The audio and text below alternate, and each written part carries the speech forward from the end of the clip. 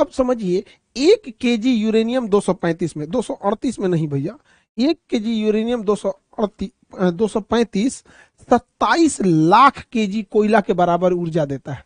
यानी कहीं पर 27 लाख कोयला जला दीजिए, 27 लाख केजी कोयला जला दीजिए, जितना आग लगाएगा, जितना तबाही मचाएगा, जितना त्रहिमाम त्रहिमाम कर देगा, उतना ये अकेला 1 केजी कर देगा यहाँ पे। इसलिए दुनिया का सबसे महंगा पदार्थ होता है यूरेनियम। अब कहते हैं ना परमाणु बम इतना खतरनाक क्यों होता है? अरे भैया 27 लाख केजी कोयला के बराबर एनर्जी है। आप अपने ही जिला में 27 लाख केजी कोयला छींट दीजिए और उसमें माचिस मार दीजिए, देखिए आपका शहर उड़ा देगा पूरी तरह से। वही तो काम ये कर रहा है, बस उसमें कम ही मात्रा में उतना है स्टोर है एनर्जी यहाँ पर, इसलिए ये इतना महंगा बिकता है यूरेनियम। हालांकि कोई इसका रेट अभी तक नहीं खोला है। अब इसी यूरेनियम को रख के भड़का दिया जाता है, ब्लास्ट करता है, तो इसमें से इतनी हाई मात्रा में ऊर्जा निकलती है, इतनी ज्यादा कि इंसान वेपराइज हो जाता है, भाप बन जाता है, इंसान भाप बन जाता है। इतनी भयानक इससे ऊर्जा निकलती है। और इससे दूर दूर तक इसका जो रेडिएशन होता है, हवा बहा के इसके धुआं को ले जाएगी, रेडिएशन को ले जाएगी, पोटेशियम आयोडाइड की गोली खाई जाती है, इंसान भाप बन जाता है। इतनी भयानक इससे ऊर्जा निकलती है। और इससे दूर दूर तक इसका जो रेडिएशन होता है, हवा बहा के इसके धुआं को ले जाएगी, रेडिएशन को ले जाएगी, बाकी जगहों पे कैंसर होकर लोग मर जाएंगे यहाँ पे। इससे रेडिएशन से बचने के लिए पोटेशियम आयोडाइड की गोली खाई जाती है। हालांकि क्वेश्चन पूछा था कि कौन से जानवर पे रेडिएशन का असर नहीं पड़ेगा, जिसकी त्वचा काइटिन की बनी होती है, जैसे कॉकरोच। कॉकरोच के अगर मान के चलिए इसी मोहल्ले में परमाणु बम गिरा तो इस मोहल्ला का मर जाएगा, लेकिन अगर 10-15 किलोमीटर दूर गिरा है, हम लोग अगर देख भी लेंगे ना तो उसके रेडिएशन से हम मर जाएंगे, लेकिन कॉकरोच नहीं मरेगा यहाँ पर। ठीक है। अब परमाणु बम को, ये शकल है परमाणु बम का, इसको जमीन पे फोड़ेंगे तो उतना खतरनाक नहीं होता है, क्योंकि जैसे जमीन पे फोड़ेंगे ना, इससे निकलने वाली हानिकारक गैस, इससे निकलते सबसे ज्यादा क्या होता है, प्रॉब्लम क्या आता है परमाणु बम फटता है तो यहाँ पर इसमें सबसे बड़ा जो प्रॉब्लम आ जाता है, इससे एक्सरे निकलने लगता है। और ये एक्सरे जो निकलता है लगभग 250 रोंटजन पे निकलता है। एक्सरे का मात्रक होता है रोंटजन, 250 रोंटजन पे एक्सरे निकल जाता है, जो बहुत खतरनाक होता है। हम लोग जो एक्सरे कराते हैं वो लगभग 6 रोंटजन 10 रोंटजन इस तरह से होता है। 250 रोंटजन पे कोई बचेगा नहीं, पूरा मांस फाड़ के निकल जाएगा। और इसके बाद इसमें से गामा रेज निकलती है, गामा रेज। अब मारने के लिए गामा रेज का यूज किया जाता है।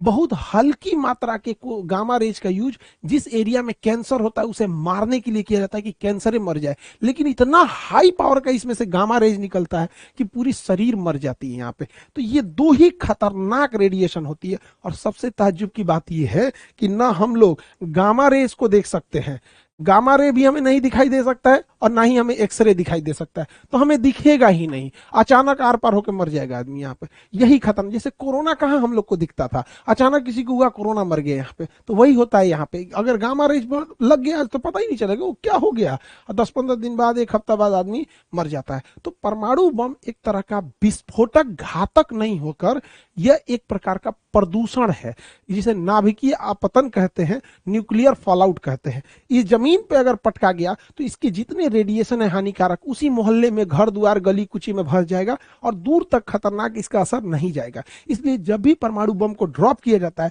तो इसमें एक डेटोनेटर लगाया जाता है, और वो डेटोनेटर हाइट को नापते रहता है, बैरोमीटर से सेट रहता है कि जब वो 600 मीटर की ऊंचाई पर शेष रहता है तो इसी ऊंचाई पे ब्लास्ट किया जाता है। कभी भी जमीन पे ले आके परमाणु बम को नहीं ब्लास्ट किया जाता है। तो जापान और हिरोशिमा पे भी जो गिरा था वो 600 मीटर की हाइट पे गिरा था, ताकि मैक्सिमम तबाही हो सके और उसका रेडिएशन पूरे चारों ओर फैल जाए, और इसका असर 30,000 साल तक रहता है। ये नहीं कि आज परमाणु बम फूट गया तो कोई दिक्कत नहीं, इसका असर रहेगा 30,000 साल तक। बहुत बुरा असर रहता है, उस एरिया के जीन, जेनेटिक्स, सारी चीजों को चेंज कर देता है। अब इसी को बनाने में लगा हुआ है ईरान। अब इंटरनल खबर है कि ईरान ये बना चुका है। इनरिच यूरेनियम बनाने में और परमाणु बम बनाना इतना जटिल प्रक्रिया क्यों होती है, और इसके बारे में हम लोग पूरे डिटेल से समझते हैं। देखिए, कोई भी परमाणु बम हो या फिर न्यूक्लियर रिएक्टर हो, उसमें जो यूरेनियम का यूज होता है, वो ये यूरेनियम जो होता है वो यूरेनियम 235 का यूज होता है। इसे येलो केक कहते हैं क्योंकि ये येलो कलर का होता है। हालांकि जब हम इसे शीशे में रखते हैं तो ऑक्सीजन से रिएक्शन करने के बाद और कई सारे रिएक्शन के बाद ये हल्का ग्रीनिश टाइप का भी दिखने लगता है। यूरेनियम को हम लोग आशा का धातु कहते हैं। आशा का धातु। और कई बार एग्जाम में जब ये पूछता है भविष्य का ईंधन, तो कंफ्यूज मत हो जाइएगा लोग, भविष्य का ईंधन हाइड्रोजन होता है, भविष्य का ईंधन हम लोग हाइड्रोजन को बोलते हैं, हाइड्रोजन को। और आशा का धातु का अगर कहेगा तो यूरेनियम होगा, येलो केक भी होगा तो यूरेनियम। दुनिया का सबसे महंगा पदार्थ यूरेनियम है, हालांकि इसकी प्राइस का कभी कोई डिस्क्लोज किया नहीं इंटरनेशनल मार्केट में, हालांकि दुनिया का सबसे महंगा पदार्थ है। अब ये यूरेनियम इतना महंगा है क्यों? क्योंकि देखिए यूरेनियम जो नेचुरल यूरेनियम मिलता है वो यूरेनियम 238 होता है, ये किसी काम का नहीं है। यूरेनियम 238 नेचुरल में मिलता है, वो 99.7% होता है, यानी लगभग जितना भी यूरेनियम हमें मिल रहा है वो हमारे किसी काम का नहीं है। यूरेनियम 99.3 होता है, 7 लिख दिए 3।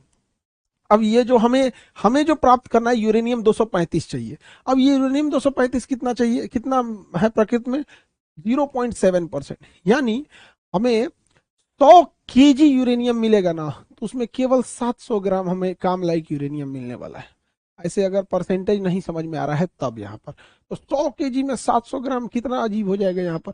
तो और दूसरी क्या है ना, दोनों मिक्स होता है, यूरेनियम 235 और यूरेनियम 238 दोनों मिक्स होता है। हमें 238 का काम नहीं है, हमें काम है 235 का। अब इसी को इंप्रूव कर दिया जाता है और 235 को जब एक्सट्रैक्ट करके बाहर निकालते हैं तो उसी के यूज करके हम परमाणु बम बनाते हैं, यही शकल है परमाणु बम की, या फिर उसको बिजली घर में बना के उससे बिजली बनाते हैं यहाँ पर। अब इसको कैसे हम लोग लाते हैं इसे समझते हैं।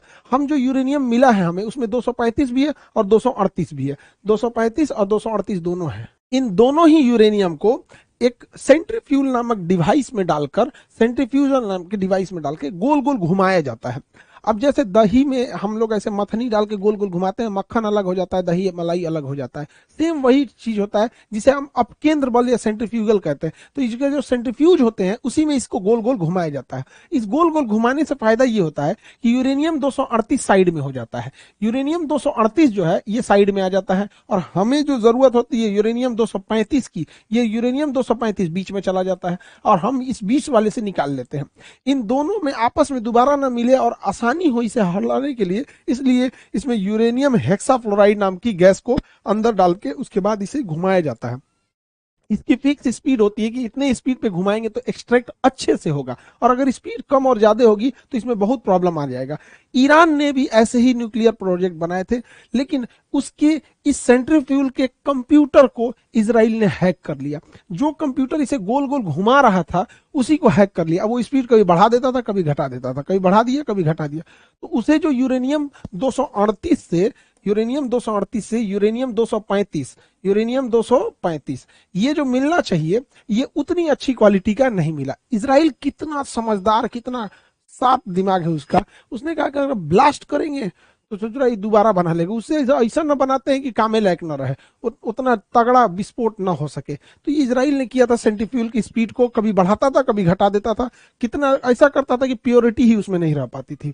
तो इजराइल का प्रोग्राम जो ईरान के बेसिकली प्रोग्राम को रोकने के लिए ये सारी चीजें की गई थी। अब जो यूरेनियम हमें 235 मिलेगा, यूरेनियम 235, अब ये यूरेनियम 235 को और भी प्यूरिफाई किया जाएगा।